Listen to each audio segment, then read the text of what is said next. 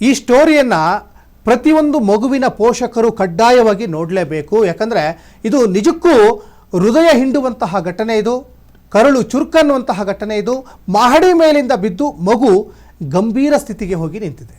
ನೋಡಿ, ಆಟ ಆಡ್ತಾ ಇರುತ್ತೆ ಮಕ್ಕಳು, ಗೊತ್ತಾಗಲ್ಲ, ಪೋಷಕರು ಮಕ್ಕಳನ್ನ ಹೆಂಗೆ ಬೇಕು ಹಂಗೆ ಬಿಡ್ತಾರೆ.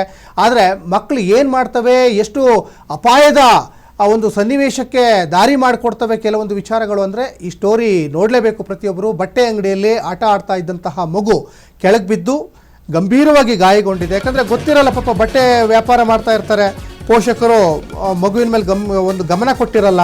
ಆದರೆ ಅದು ಮಹಡಿಯಿಂದ ಕೆಳಗಡೆ ಬಿದ್ದು ಗಂಭೀರ ಸ್ಥಿತಿಗೆ ಹೋಗಿ ನಿಂತಿದೆ. ಬಟ್ಟೆ ಅಂಗಡಿಯಲ್ಲಿ ಮಗು ಆಟ ಆಡ್ತಾನೆ ಮೇಲ್ಮಹಡಿಯಿಂದ ಕೆಳಗಡೆ ಬಿದ್ದಿದೆ. 4 ವರ್ಷದ ಮಗು, ಅದಕ್ಕೇನು ಗೊತ್ತಾಗುತ್ತೆ?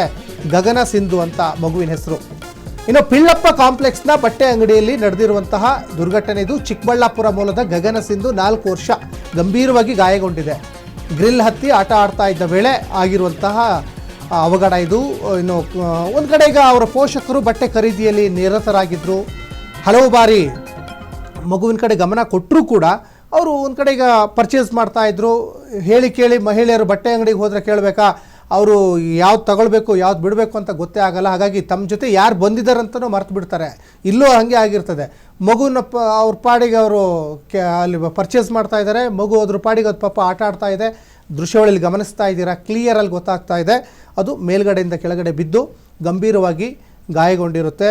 ಹಾಗಾಗಿ ಪೋಷಕರು ತಮ್ಮ ಮಕ್ಕಳನ್ನು ಮನೆಯಲ್ಲೇ ನೀವು ಆಟ ಆಡ್ಲಿಕ್ಕೆ ಬಿಟ್ಟರು ಅಷ್ಟೇ, ಅಥವಾ ಹೊರಗಡೆ ಕರ್ಕೊಂಬಂದಾಗಲೂ ಕೂಡ ದಯಮಾಡಿ ಈ 4-5 ವರ್ಷದ ಮಕ್ಕಳಿಗೆ ಏನೂ ಗೊತ್ತಾಗಲ್ಲ ಪಾಪ. ನೋಡಿ, ಕಂಬಿ ಹತ್ತಿದೆ, ಆಟ ಆಡ್ತಾ ಇರುತ್ತೆ, ಅವಾಗೇನು ಗೊತ್ತಾಗಲ್ಲ.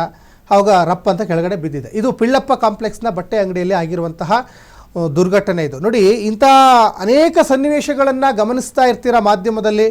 ಅವೇರ್ನೆಸ್ ಕ್ರಿಯೇಟ್ ಆಗಲಿ ಅಂತ ನಾವು ಕೂಡ ಸುದ್ದಿ ಪ್ರಸಾರ ಮಾಡ್ತಾ ಇರ್ತೀವಿ. ಆದರೂ ಇಂತಹ ಸುದ್ದಿಗಳನ್ನು ನೀವು ಹಂಗೆ ನೋಡಿ ಸುಮ್ಮನೆ ಆಗಬಾರ್ದು, ಮನಸ್ಸಲ್ಲಿ ಇಟ್ಕೊಂಡಿರಬೇಕು. ಯಾಕಂದರೆ ತಮ್ಮ ಮಕ್ಕಳು ಕೂಡ ಇದೇ ಥರ ಆಟ ಆಡ್ತಾ ಏನೋ ದೊಡ್ಡ ಅನಾಹುತಕ್ಕೆ ದಾರಿ ಮಾಡಿಕೊಡ್ತವೆ. ಹಂಗೆ ಆಗಬಾರ್ದು. 4 ವರ್ಷದ ಮಗು ಗಂಭೀರವಾಗಿ ಗಾಯಗೊಂಡಿದೆ ಅನ್ನುವಂಥದ್ದು ಈಗ ಸಿಕ್ಕಿರುವಂತಹ ಸದ್ಯ. ಒಟ್ಟಿನಲ್ಲಿ ದಯಮಾಡಿ ಪೋಷಕರು ನಿಮ್ಮ ಮನೆಯ ಅಕ್ಕಪಕ್ಕನೇ ಆಟ ಆಡಲಿಕ್ಕೆ ಬಿಡುವ ಸಂದರ್ಭದಲ್ಲೂ ಸ್ವಲ್ಪ ಮಕ್ಕಳ ಮೇಲೆ ಗಮನ ಇರಲಿ. ಹೊರಗಡೆ ಕರ್ಕೊಂಡು ಬಂದಾಗಲೂ ಕೂಡ ಗಮನ ಇರಲಿ. ಬಟ್ಟೆ ಇವತ್ತಲ್ಲ ನಾಳೆ ತಗೊಳ್ಬೋದು. ಈ ಮಕ್ಕಳಿಗೆ ಜೀವಕ್ಕೆ ಅಪಾಯ ಆದರೆ ಏನು ಮತ್ತೆ ಹೆಂಗೆ ಕಷ್ಟ ಅಲ್ವಾ? ಹಾಗಾಗಿ ದಯಮಾಡಿ ಪೋಷಕರು ಇಂಥ ಸುದ್ದಿಗಳನ್ನು ಜಾಸ್ತಿ ನೋಡಬೇಕು ಅಂತಲೇ ನಾವು ಜಾಸ್ತಿ ಅವೇರ್ನೆಸ್ ಕ್ರಿಯೇಟ್ ಮಾಡ್ತಾ ಇರುವಂಥದ್ದು. ಮಕ್ಕಳ ಕಡೆ ಗಮನ ಕೊಡಿ. ಮಕ್ಕಳು ಏನಾದರೂ ದೊಡ್ಡ ಅನಾಹುತ ಆದಮೇಲೆ ಕಣ್ಣೀರು ಸುರಿಸ್ತೀರಾ, ಆಗೋದಕ್ಕಿಂತ ಮುಂಚೆನೇ ಆಗಬಾರ್ದು ಅನ್ನುವಂಥ ಉದ್ದೇಶದಿಂದಲೇ ನಾವು ಸುದ್ದಿಯನ್ನು ಪ್ರಸಾರ ಮಾಡ್ತಾ ಇರೋದು. ಹಾಗಾಗಿ ಮಕ್ಕಳಿಗೆ ಯಾವುದೇ ರೀತಿಯಾದಂತಹ ತೊಂದರೆ ಆಗದೇ ಇರೋ ಹಾಗೆ ಅವಕ್ಕೆ ಬುದ್ಧಿಶಕ್ತಿ ಬರುವವರೆಗೂ ಕೂಡ ನೋಡ್ಕೊಳ್ಬೇಕಾದಂಥ ಕರ್ತವ್ಯ ಹೆತ್ತವರದಾಗಿರ್ತದೆ, ಪೋಷಕರದಾಗಿರ್ತದೆ.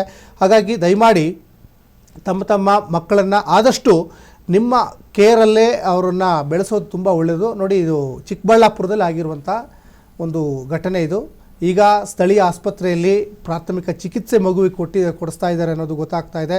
ನೋಡಿ, ಅದು ಮೇಲೆಯಿಂದ ಕೆಳಗಡೆ ಬಿದ್ದಿದೆ ಅಂದರೆ ಅದು ಬೆನ್ನು ತಲೆಗೆಲ್ಲ ಸಹಜವಾಗಿ ಏಟಾಗಿರ್ತದೆ. ಯಾಕಂದರೆ ಎಳೆ ಮಗು ಅಲ್ವಾ, ಸಹಜವಾಗಿ ಏಟಾಗಿರ್ತದೆ. ಅವ್ರು ದೊಡ್ಡವ್ರು ಬಿದ್ದರೂ ಏಟಾಗುತ್ತೆ, ಚಿಕ್ಕವ್ರು ಬಿದ್ದರೂ ಏಟಾಗುತ್ತೆ. ಇಂಥ ಅನಾಹುತಗಳಿಗೆ ಪೋಷಕರು ದಾರಿ ಮಾಡಿಕೊಡ್ಬೇಡಿ ಅನ್ನೋದೇ ನಮ್ಮ ಆಗ್ರಹ.